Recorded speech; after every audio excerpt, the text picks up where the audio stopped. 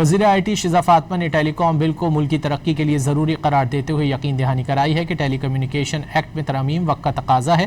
اتفاق رائے سے قانون سازی کی جا رہی ہے، کسی کے حقوق متاثر نہیں ہوں گے۔ شیزہ فاطمہ نے بل کے ضمن میں لگائے گئے الزامات پر قانونی کارروائی کا عندیہ دے دیا۔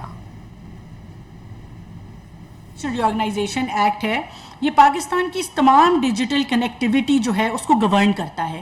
وزیر اعظم کا جو ہدف ہے وہ یہ ہے کہ کم از کم اگلے 3 سالوں میں 1 کروڑ گھروں میں ہمارا وائر والا انٹرنیٹ آنا ہے۔